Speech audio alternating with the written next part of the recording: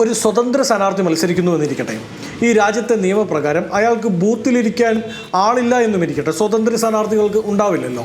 അങ്ങനെ ബൂത്തിലിരിക്കാൻ ആളില്ലാത്ത ഒരാൾക്ക് പോലും സംശയമുണ്ടായാൽ, തെരഞ്ഞെടുപ്പിന് മുമ്പോ തെരഞ്ഞെടുപ്പ് നടക്കുമ്പോഴോ അതിനുശേഷമോ ഉണ്ടായാൽ, ആ സംശയം ധ്രുവീകരിക്കാനുള്ള സകല ഉത്തരവാദിത്വവും ഈ സംസ്ഥാനത്തെ, ഈ രാജ്യത്തെ, ഈ ഇന്ത്യ മഹാരാജ്യത്തെ തെരഞ്ഞെടുപ്പ് കമ്മീഷൻ ഉണ്ട്.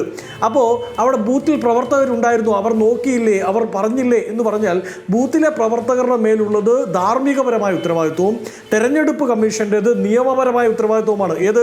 കള്ളവോട്ടില്ല, വ്യാജ വോട്ടുകൾ ചേർക്കപ്പെട്ടിട്ടില്ല, അതിൽ അട്ടിമറി ഉണ്ടായിട്ടില്ല എന്ന് നിയമപരമായി ഉറപ്പുവരുത്തേണ്ടത് തെരഞ്ഞെടുപ്പ് കമ്മീഷനാണ്. മറ്റേത് ധാർമ്മികപരമായ ഉത്തരവാദിത്വമാണ്. ഇനി അത് ചെയ്തില്ലേ എന്നുള്ള ചോദ്യം, അതിനുകൂടി ഉത്തരം പറയാം.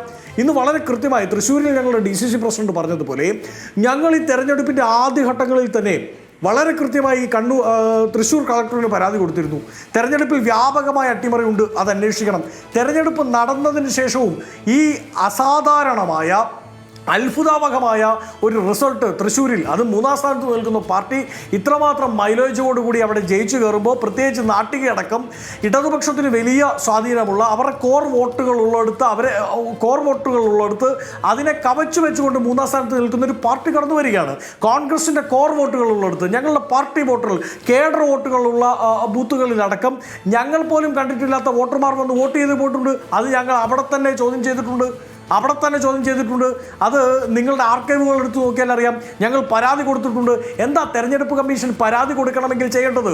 ശ്രീ രാഹുൽ ഗാന്ധി രാജ്യത്തെ പ്രതിപക്ഷ നേതാവ് നേരിട്ട് ഒരു ആരോപണം ഉന്നയിക്കുമ്പോൾ അദ്ദേഹത്തെ ഭീഷണിപ്പെടുത്തുന്ന രീതിയിൽ ഉത്തരം പറയുന്ന തെരഞ്ഞെടുപ്പ് കമ്മീഷൻ നമ്മളെല്ലാം അങ്ങ് പരാതി കൊടുത്താൽ ഇതങ്ങ് പരിഹരിച്ചു കളയുമെന്ന് വിശ്വസിക്കുന്നത് അബദ്ധജടിലമാണ്, മൂഢത്തരമാണ്. നോക്കൂ, 16,500 രൂപ പ്ലസ് GST കെട്ടിവെക്കണം ഈ തെരഞ്ഞെടുപ്പ് കമ്മീഷന് ഒരു വോട്ടിൽ നമുക്ക് ആരോപണം ഉന്നയിക്കണമെങ്കിൽ.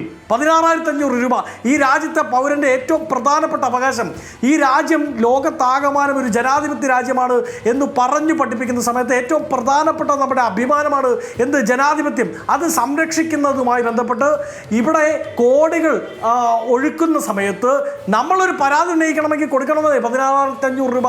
ഞാനൊരു കാര്യം ചോദിക്കട്ടെ. ഇന്ന് ശ്രീ VS സുനിൽകുമാർ, CPIയുടെ നേതാവ്, അവിടുത്തെ CPMൻ്റെ LDFൻ്റെ സ്ഥാനാർത്ഥിയായിരുന്ന ആൾ, അദ്ദേഹം തന്നെ വളരെ ക്ലിയറായി ഒരു ആരോപണം ഉന്നയിച്ചിട്ടുണ്ട്. എന്ത്? ഹൈക്കോടതിയുടെ മുമ്പിലിരിക്കുന്ന ഇവിടവുമായി ബന്ധപ്പെട്ട EVMകൾ അത് മറ്റുള്ള സംസ്ഥാനങ്ങളിൽ തെരഞ്ഞെടുപ്പ് നടത്താൻ വേണ്ടി ഇവിടുത്തെ EVM കിട്ടിയാലേ പറ്റുള്ളൂ എന്ന് പറഞ്ഞുകൊണ്ട് അത് റിലീസ് ചെയ്യണമെന്ന് പറഞ്ഞ് റിലീസ് ആപ്ലിക്കേഷൻ കൊടുത്തിരിക്കുകയാണ്. ഏത്? ഈ രാജ്യത്തെ തെരഞ്ഞെടുപ്പ് കമ്മീഷൻ.